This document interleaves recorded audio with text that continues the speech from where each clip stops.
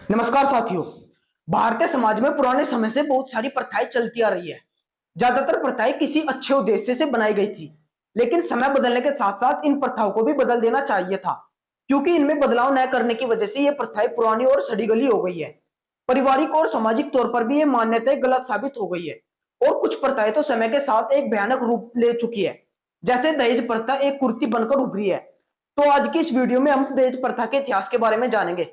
तो चलिए देखते हैं सबसे पहले दहेज प्रथा क्या है। दहेज प्रथा के अनुसार लड़की की शादी के समय उसका पिता अपनी इच्छा अनुसार लड़की को कुछ पैसे और गिफ्ट्स देता है। इसी प्रथा की शुरुआत उत्तर वैदिक काल से हुई थी। उस काल में यह प्रथा बुरी नहीं थी, लेकिन आज बुरी है। आज के समय बहुत से केस सामने आते हैं कि दहेज के लिए लड़की को मार दिया जाता है।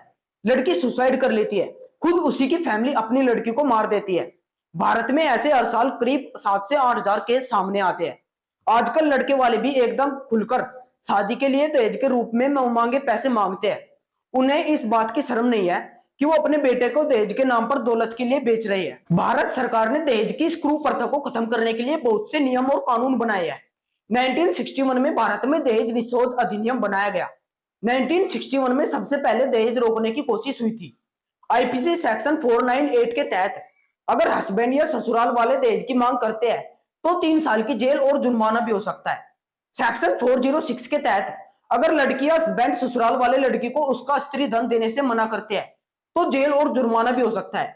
इस अधिनियम के तहत दहेज लेना और दहेज देना दोनों ही गैर कानूनी है। अगर कोई दहेज का लेन देन करता है या उसमें सहयोग करता है तो 5 साल की जेल और 15,000 रुपए जुर्माना हो सकता है।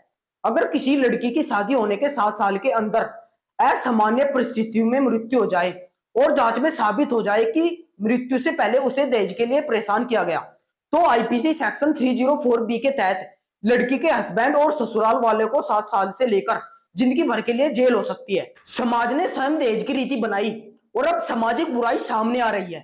प्रत्येक पिता या परिवार बेटी के विवाह को चिंता के रूप में लेते हैं और समाज में दहेज का सौदा करके बेटी का विवाह कर देते हैं। अनपढ़ से लेकर शिक्षित भी इस दहेज प्रथा में इन्वॉल्व है। दहेज के अतिरिक्त दिखावा, बैंड बाजे आदि के माध्यम से अतिरिक्त और अनावश्यक खर्चे को बढ़ावा दिया जाता है। केवल इस कारण से बेटियों का विवाह आम परिवारों में चिंता और अत्यधिक खर्चों का विषय बना हुआ है। बेटियां देवी का रूप कही जाती है और उसी देवी का जन्म से पहले मार देने की सामाजिक बुराई दहेज प्रथा की देन है। समाज दहेज प्रथा कभी बंद नहीं कर पाया, लेकिन एक नई बुराई भ्रूण हत्या आरंभ कर दी। लेकिन संत रामपाल जी महाराज जी ने दहेज मुक्त विवाह की नींव रखवाकर विवाह आसान कर दिया, जिसमें बिना दान दहेज के केवल 17 मिनट में विवाह संपन्न होते हैं। अब बेटियां बोझ नहीं रही। अधिक जानकारी के लिए आवश्यक पड़े जीने की राह, जिसमें समाज के उद्धार की चाबी है। आज भी विशाल भंडारों के आयोजन में 17 मिनट में सैकड़ों शादियां होती है। संत रामपाल जी महाराज जी के शिष्य आर्थिक, जातिगत इत्यादि अंतरों से परे नियमों में रहकर शादियां करते हैं। आज के लिए सिर्फ इतना ही। मिलते हैं अगली एक और वीडियो के साथ। अगर आपको इस वीडियो से कुछ वैल्यू मिली है, कुछ सीखने को मिला है, तो चैनल को सब्सक्राइब करना ना भूलें। धन्यवाद।